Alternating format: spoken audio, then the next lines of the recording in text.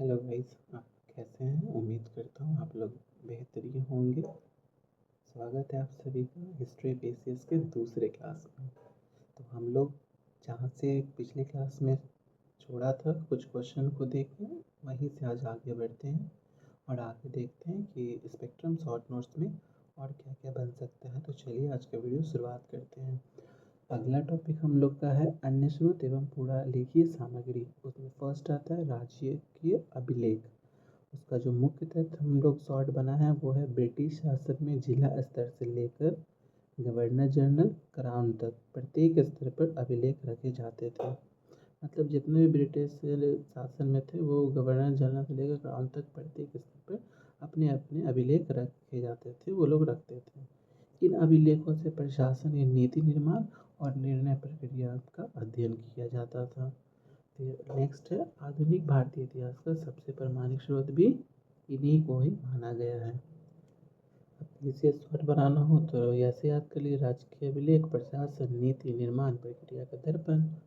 ये आपके लिए बहुत आसान रहेगा समझने में। आगे का टॉपिक है वो है अन्य यूरोपीय कंपनी के अभिलेख।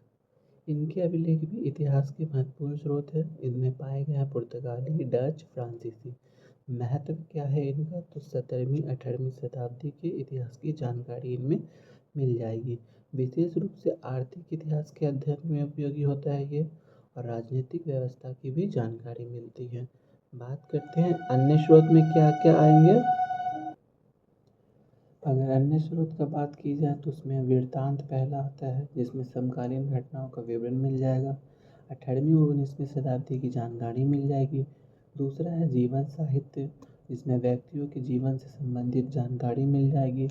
सामाजिक एवं राजनीतिक परिस्थितियों का ज्ञान मिल जाएगा। तीसरा बात किया जाए तो यात्रा वृत्तांत, तो इसमें क्या मिलेगा? तो इसमें मिलेगा विदेशी यात्रियों द्वारा भारत का वर्णन। और फिर क्या, तो तात्कालिक समाज और संस्कृति का चित्रण भी इसी में मिल जाता है। अगला है समाचार। आगे देखेंगे हम लोग समाचार पत्र एवं पत्रिकाएं, तो इसमें क्या मिलेगा? इसमें 19वीं 20वीं शताब्दी का सबसे महत्वपूर्ण सहायक स्रोत समाचार पत्र और पत्रिकाएं मिलती हैं। अगर जनमत राष्ट्रीय आंदोलन और सामाजिक सुधार आंदोलन की भी जानकारी इसी में मिलती है। अगला पॉइंट है हमारा मौखिक प्रमाण। तो इसमें लोक कथाएं, लोकगीत, लोक स्मृतियाँ मिल जाती हैं। इसका उपयोग क्या होता है? अन्य स्रोतों की पुष्टि करने के लिए, मतलब वेरिफिकेशन में ये चीज़ सहायक होती है। पांचवा क्या? सृजनात्मक साहित्य। सृजनात्मक साहित्य में क्या क्या मिल जाएगा? उपन्यास, लघु कथाएं, कविताएं, ये सब मिल जाती हैं। अगर सृजनात्मक साहित्य में का महत्व क्या है, तो इसमें तत्कालीन सामाजिक जीवन और वास्तविकताओं का चित्रण में मिल जाएगा। अब आती है पेंटिंग्स। पेंटिंग्स भी बहुत इंपॉर्टेंट था उसमें, जिसमें चित्रकला, औपनिवेशिक काल के जीवन का दृश्य प्रमाण, समाज एवं संस्कृति को समझने में सहायक। आगे है नेक्स्ट टॉपिक है हमारा पुरालेखीय सामग्री। तो इस कहते क्या है इससे? तो ऐसी दस्तावेज जिन्हें सरकार, संस्था, परिवार या व्यक्ति अपने कार्यों के दौरान तैयार कर सुरक्षित रखते थे, उसे पुरालेखीय सामग्री कहते हैं या कहलाते हैं। इनका महत्व क्या था? तो इनका महत्व था इतिहास लेखन का महत्वपूर्ण आधार इसी से था। प्रशासनिक एवं सामाजिक इतिहास का अध्ययन इसी से होता था। भविष्य के शोध एवं अनुसंधान में भी ये बहुत ही उपयोगी थे। तो पुरालेखीय सामग्री यही मिला जुला के है कि अगर आप पहले के ज़माने में जो भी संस्था था, परिवार था, व्यक्ति था, अपने कार्यों को एक ऐसी दस्तावेज तैयार कर सुरक्षित रखते थे जो आने वाली पीढ़ी को बहुत काम देता था। उन्हीं से सारा इतिहास जानकारी मिलता था कि पहले प्रशासन कैसे चलता था, समाज का इतिहास क्या था, भविष्य के शोध एवं अनुसंधान उपयोग वगैरह वगैरह, यही सब मिलता था। यही सब है। आप ज़्यादा लंबा नहीं लिखिएगा, ये लाइन लिख लीजिएगा, काफ़ी रहेगा।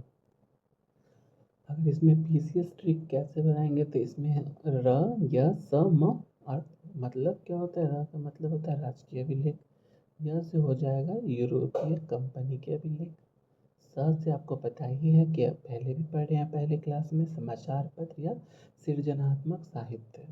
वहाँ से क्या हो जाएगा, वो मौखिक प्रमाण है, और वो से क्या हो जाएगा, पूरा लेखीय सामग्री है। ये आप चाहिए तो सीरियली याद कर सकते हैं, क्योंकि ये सीधे सीधे कभी कभी एग्ज़ाम में आपको ये पैटर्न सीधा पूछ देगा।